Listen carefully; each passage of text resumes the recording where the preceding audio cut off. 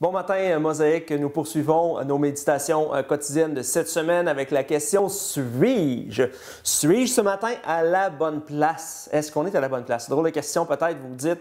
Bien en fait, dans Luc 6,31, un des passages que nous avons lu dimanche dernier, nous dit « Ce que vous voulez que les hommes fassent pour vous, faites-le aussi de même pour eux. » Et pour moi, ça, c'est un des passages les plus saisissants, les plus profonds de toute la Bible. Parce qu'en fait, si on s'arrête un instant et on se dit, je mets ça en application à tous les jours. Si chaque être humain mettait ça en application tous les jours de sa vie, on vivrait dans un monde meilleur. C'est clair et net.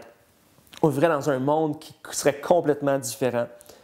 Et la question qui se pose ici, c'est ça. Souvent, quand on vit des situations difficiles, on vit des conflits ou avec, peu importe notre quotidien, c'est rare qu'on se met à la place des autres. Souvent, on réagit en fonction de ce qui nous est dit, des événements qui nous arrivent, puis on ne pense pas nécessairement aux autres. Voici comment je pense, voici mes convictions, voici comment je traite les autres. Et souvent, à l'inverse, là, on reçoit des informations. Il y a des gens qui nous disent quelque chose, ils font des actions qui peuvent nous déplaire.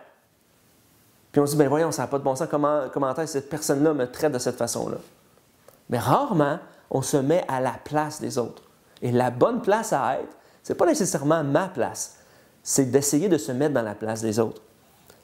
Et dans Jean 1,14, en fait, c'est ça que Jésus a fait.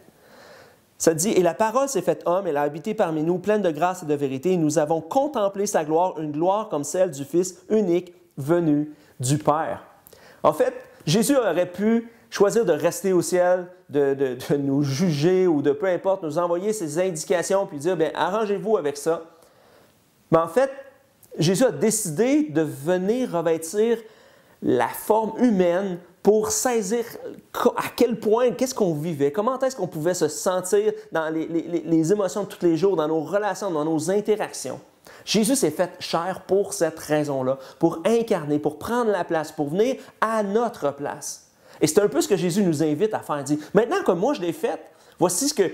Ma conclusion, c'est que, en fait, j'aurais pu très bien, en bon québécois, sacrer mon camp après puis dire, hey, je ne suis pas capable d'endurer ce monde-là, c'est épouvantable, puis je les laisse avec leurs troubles.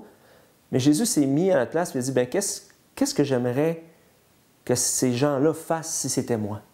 Et en fait, c'est ça que Jésus a fait. Il a dit, bien, en fait, si j'étais à la place de ces gens-là, j'aimerais que quelqu'un vienne me sauver de ma situation. Et c'est ça que Jésus a fait.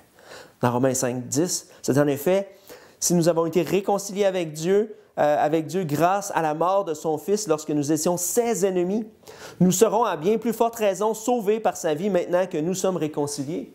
Alors qu'on était ses ennemis, Jésus est venu incarner, prendre notre place, se mettre à notre place pour comprendre comment est-ce qu'il devrait agir envers nous. C'est ça qui s'est passé. Dans Philippiens 2, les versets 5 à 8, regardez bien, Jésus, ça dit pour Jésus, que votre attitude soit identique à celle de Jésus. Lui qui est de condition divine n'a pas regardé son égalité avec Dieu comme un butin à préserver, mais il s'est dépouillé lui-même en prenant une condition de serviteur, en devenant semblable aux êtres humains. Reconnu comme un simple homme, il s'est humilié lui-même en faisant preuve d'obéissance jusqu'à la mort, même la mort sur la croix.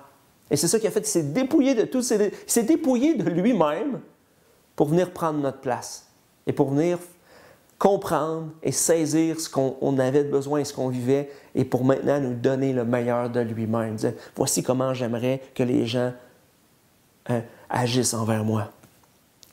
Et on termine avec ceci dans Matthieu 25, 44 à 45. C'est un peu ça, un de mes passages préférés. Ils répondirent aussi, « Seigneur, quand avons-nous vu affamé ou assoiffé ou étranger ou nu ou malade ou en prison et ne t'avons-nous pas servi? » Il leur répondra, « Je vous le dis en vérité, toutes les fois que vous n'avez pas fait cela à l'un de ces plus petits, c'est à moi que vous ne l'avez pas fait. » Alors en fait, Jésus se place, en fait, se dit, fais pas juste dire que tu m'aimes, fais pas juste chanter des louanges, des prières, puis là, tu avais dire à quel point tu es bon, des chrétiens, si, c'est ça. Parce qu'en fait, après, la vraie affaire, c'est comment tu vas traiter les autres êtres humains, comment tu vas traiter les gens autour de toi. Parce que tu réalises que quand tu fais ça, pour moi, chaque être humain est tellement important que c'est comme si c'était à moi que tu le fais ou tu ne le fais pas. Alors la question ce matin, c'est, suis-je à la bonne place quand j'interagis avec les autres? Prions ce matin ensemble. Seigneur, merci pour ta grande bonté. Merci d'être venu prendre notre place pour comprendre comment on vivait. Merci de nous avoir donné cet exemple-là afin qu'aujourd'hui tu nous dis, Seigneur, qu'on a besoin de saisir qu'est-ce que j'aimerais que les autres autour de moi me fassent.